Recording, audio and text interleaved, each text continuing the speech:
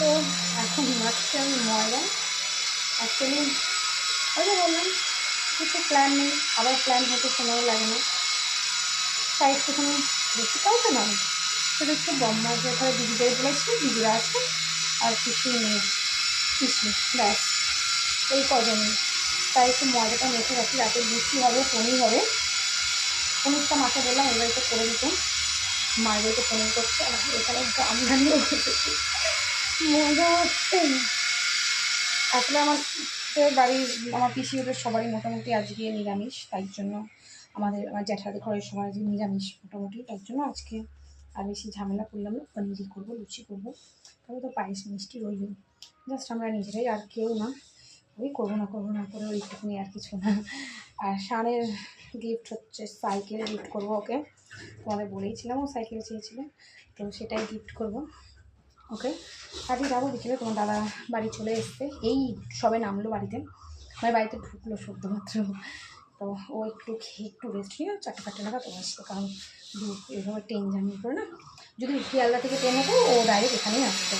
এবার যেহেতু ব্যাঙ্গালোর ছিল ট্রেনটা, তাই ও ব্যাঙ্গালোরে নামতে হচ্ছে, ও বাড়িতে যাচ্ছে ট্রেন। আজকে স্নান করিনি, মিস্ত্রিটা এখনও কাজ করছে, তোমরা আওয়াজ পাচ্ছ। আজকে স্নান করতে করতে আমার বিকেল 5টা বাজবে, কারণ ঘর দিয়ে পরিষ্কার না করে স্নান করতে পারবো না, বিছানার চাদর টাদর সমস্ত তুলতে হবে। তার জন্য ভাবলাম ময়দাটা মেখে রাখি, হাত ব্যথা করছে। 4 কেজি ময়দা একসাথে মাখা যায় বলতে? আমি নিয়েছি বড় গামলার মধ্যে, একটা এত বড় গামলায় দেখুন, মানে কী করবো, মায়েদের এগুলো করতে হয় বলো।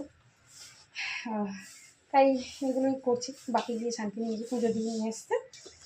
তো এখন ছেলেকে খেতেও দিইনি এখনও, ঘর বাড়ি নোংরা, কোথায় খাইতে দেবো, দেখি একটু পরিষ্কার করে যদি পারি ওইভাবে নিচে দেবো, নাহলে এখানেই টেবিলে বসিয়ে দেবো। কী করবো বলো, বাড়ি ঘরে কাজ করলে তো সমস্যা একটু হয়, বোঝোই তো।